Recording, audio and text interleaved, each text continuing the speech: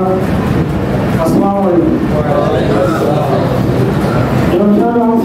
ভালো লাগছিল আমার সময় লাগবে তার এই সময়টা আলোচনা করতে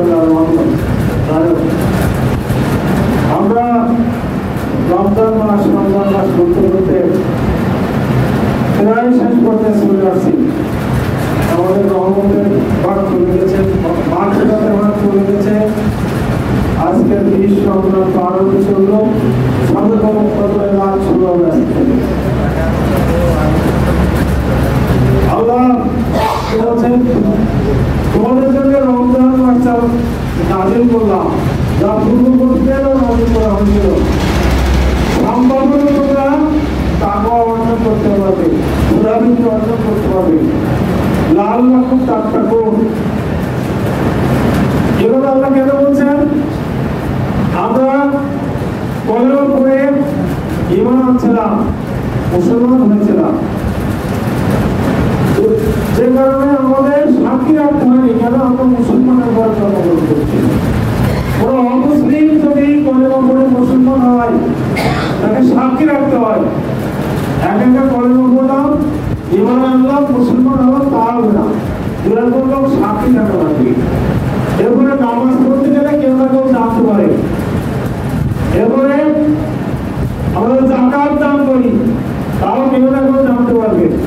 আর ওয়াজ করতে গেলে তো অনেক লোক জানতে পারবে। কিন্তু আমরা ছেলে খেয়ে রোজা থাকলাম, ঘরের ভিতরে আমি একা ছিলাম, অনেক সময় কাটাইছি। ঘরের মধ্যে কি খাইছে না খাইছি কেউ বলতে পারবে না, একমাত্র আল্লাহ জানে।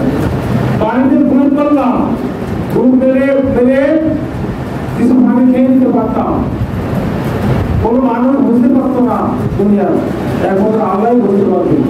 আমাদের মধ্যে অনেক বাচ্চারা আছে, রোজা আছে, তাদের একটু পানি খেতে বলেন, অন্য কোনো সুস্বাদু খাবার খেতে বলেন, ওদের পছন্দের খাবার খেতে বলেন, খাবে না। কি জন্য খাবে না? আমি রোজা আছি, আমি কিছু খাবো না, সন্ধ্যার আগে কিছু খাবো না। এই জন্যে বলা হয়েছে তোমরা ক্ষুধাবৃত্তি অর্জন করতে পারবে, আল্লাহর ভয় তোমাদের মধ্যে সঞ্চার হবে। যাই হোক, আমরা আমাদের যার যেমন বয়স সে তেমন রোজা পাইছি। এই রোজা পাওয়ার পরে আমাদের আল্লাহর যে ভয়, এই ভয় যদি আমাদের ভিতরে অর্জন করতে পারি তাহলেই তোমরা আমাদের সার্থক হবে।